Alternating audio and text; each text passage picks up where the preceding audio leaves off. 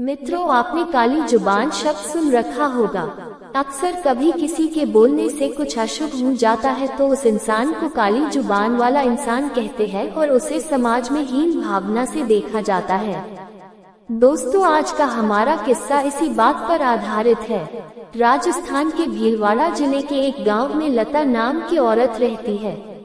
उसकी शादी तो उसके घर वालों ने बचपन में ही कर दी थी और उसके 3 बच्चे हैं।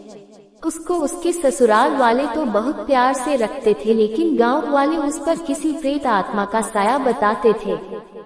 गांव वाले उससे अक्सर दूर ही रहते क्योंकि वो जो भी बोलती वो सच हो जाता था। लता के मायके में उसके पड़ोसी बताते हैं कि बचपन में लता को एक कुत्ते ने काट लिया तो लता ने अचानक मुंह से कुत्ते के लिए बददुआ निकली कि इस कुत्ते को मौत क्यों नहीं आ जाती।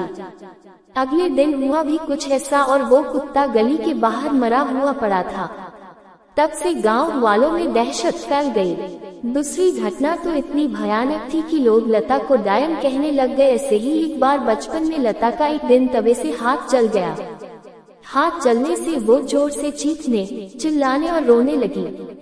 उस दिन घर वाले सब खेत गए थे। उसकी बड़ी बहन घर पर ही थी। वो दौड़कर अंदर आई और अपनी बहन का घाव देखा तो वो बोली, बस इतना सा जल जाने पर क्यों इतना मुंह फाड़ कर रो रही है। लता को उसकी इस बात पर गुस्सा आया और बोली, तुझको आग लगे तब पता चले कि कितना दर्द होता है, फिर होना क्या था, अनहोनी होने में क्या देर थी।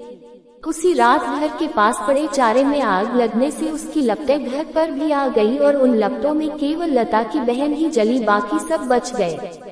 काफी ज्यादा जल जाने की वजह से कुछ ही दिनों में उसकी मौत हो गई। इस घटना के बाद से लोग उसे चुड़ैल कहकर पुकारने लगे।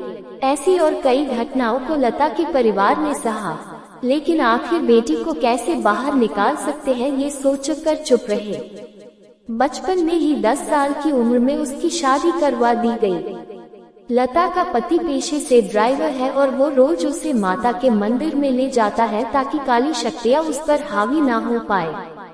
लता अपनी कली जुबान के अभिशाप से अभी भी जूझ रही है और अक्सर चुप ही रहती है। पता नहीं कभी कौन सी बात मुंह से निकल जाए और उसके पति और ससुराल वालों को कोई नुकसान पहुँचे। मित्रों, आप लता के लिए दुआ कीजिए कि वो जल्दी ठीक हो जाए।